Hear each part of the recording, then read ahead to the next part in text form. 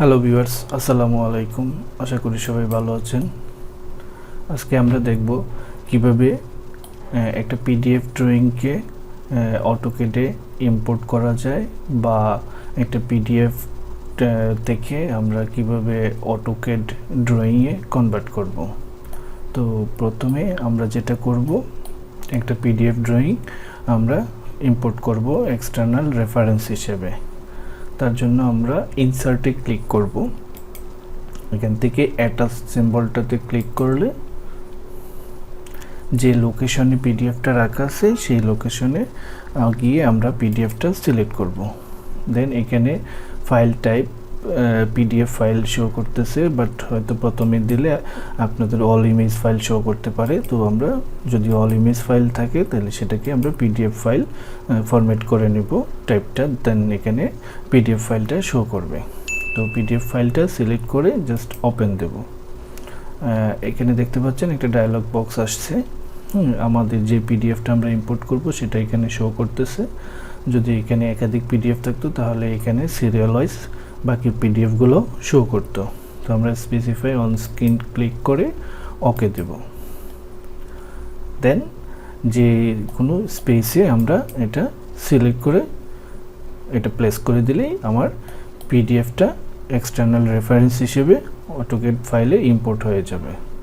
আপনারা দেখতে পাচ্ছেন পিডিএফটা এখানে ইম্পোর্ট হয়েছে একটা এক্সটার্নাল রেফারেন্স হিসেবে। এখন আমরা এখানে কিভাবে এটা এডিট বা কিছু করতে পারবো। তো এটা আমাদের পিডিএফটা এখানে দেখতে পাচ্ছেন। পিডিএফটাতে সিলেক্ট করলে এই অপশনগুলো আসতেছে। তো ওইগুলো কি আমরা একটা একটা করে দেখব। এটা হচ্ছে কন্ট্রাস্ট, এটা দিয়ে এটা আপনার 100% দিয়ে আছে। এটা আমরা কমায় বাড়ায় এটা আমরা ড্রয়িংয়ের ব্রাইটনেস কমাতে পারবো, বাড়াইতে পারবো। সো আপাতত আমরা 100%ই রাখলাম। ফেড দিয়ে আমরা ড্রয়িংটাকে লাইটনেস, ফেডটা, অপাসিটি কম বেশি করে আমরা কী করতে পারবো। সো এটা আমাদের আপাতত দরকার নেই। আমার ড্রয়িংটা কালারে আছে। তো যদি আমি এটাকে ব্ল্যাক অ্যান্ড হোয়াইটে যদি আমি ড্রয়িংটা ব্ল্যাক অ্যান্ড হোয়াইটে করতে চাই তাহলে ডিসপ্লে মনোক্রমিক ক্লিক করলে ড্রয়িংটা ব্ল্যাক অ্যান্ড হোয়াইটে চলে আসবে। তারপরে হচ্ছে গিয়ে শো আন্ডারলে, এটা হচ্ছে কি আমি যদি পিডিএফটা শো করতে চাই তাহলে শো হবে, যদি এটা অফ করে দিই তাহলে পিডিএফটা আর শো করবে না। তারপর এনেবল স্ন্যাপটা হচ্ছে কি যদি আমি ড্রয়িংটা কোনো পয়েন্ট ধরতে চাই সে কারণে। এখন আমার এনেবল স্ন্যাপ অফ করা আছে। আমি এখন যদি এখানে কোনো পয়েন্ট ক্লিক করতে চাই, কোনো পয়েন্ট কিন্তু আমার এখানে শো করবে না। বাট আমি যদি এটা সিলেক্ট করলে এনেবল স্ন্যাপ মোডটা অন করে দিই তখন কিন্তু আমার এখানে প্রত্যেকটা পয়েন্ট শো করবে। দ্যাটস ইট, এছাড়া কিছু না। আর হচ্ছে গিয়ে তারপর এখানে লেয়ার এডিট আমরা করতে পারবো। পিডিএফের যে লেয়ারগুলো আছে সেই লেয়ারগুলো এখানে শো করবে। এখানে আমরা যেমন বিম লেয়ারটা যদি অফ করতে চাই, আপনারা দেখতে পাচ্ছেন বিম লেয়ারটা অফ হয়ে গেছে। আমি যদি আর একটু জুম করি ড্রয়িংটা তাহলে বুঝতে একটু সুবিধা হবে।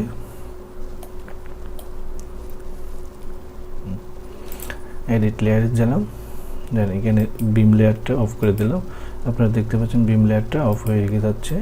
অথবা আমি যদি বাউন্ডারি ওয়ালটা অফ করতে চাই, বাউন্ডারি ওয়ালটা অফ হয়ে যাচ্ছে। কলাম হ্যাচ অফ করতে চাইলে কলাম হ্যাচ অফ হয়ে যাচ্ছে। ডাইমেনশন অফ করতে চাইলে ডাইমেনশন। সো এইভাবে আমি যে কোনো লেয়ার এখানে অন অফ করতে পারবো। তারপর হচ্ছে কি এটা আমার পিডিএফ ড্রয়িং, একটা ব্লক আকারে একটা পিডিএফ আছে। সো এটাকে আমি কোনো এডিট করতে পারবো না, বা এটা আমি ড্রয়িং হিসেবে ইউজ করতে পারবো না অটোক্যাডে। সো আমি যদি এটাকে ড্রয়িং করতে চাই তাহলে আমাকে কী করতে হবে, ইম্পোর্ট অ্যাজ অবজেক্ট, এটা ক্লিক করলে দেন আমাকে এরিয়া সিলেক্ট করতে বলতেছে যে কতটুকু আমি ড্রয়িং কনভার্ট করব। সো আমি এখান থেকে ধরে এই পর্যন্ত পুরাটাই আমি করতে চাই। দেন আনলোডে ক্লিক করব। আপনারা দেখতে পাচ্ছেন এখানে নিচে ডান পাশে কনভার্টিং হচ্ছে। সো এটা একটু ড্রয়িং বা অবজেক্ট বেশি থাকলে একটু সময় বেশি নেবে। যদি অবজেক্ট বা লাইন বা এরিয়া ছোট হয় তাহলে অল্প সময়ই হয়ে যাবে, বাট বেশি হলে একটু বেশি সময় লাগবে।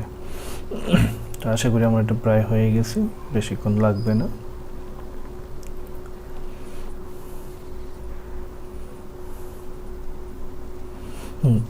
আপনারা দেখতে পাচ্ছেন আমার এটা ড্রয়িং ফাইল হিসেবে কনভার্ট হয়ে গেছে। সো আমি এটাকে এখন এই যে দেখতে পাচ্ছেন আমার ওয়ালের যে লাইনটা সিলেক্ট হচ্ছে, কলামটা সিলেক্ট হচ্ছে, টেক্সটগুলো সিলেক্ট হচ্ছে। সো আমি চাইলে এখানে এডিট করতে পারবো টেক্সট।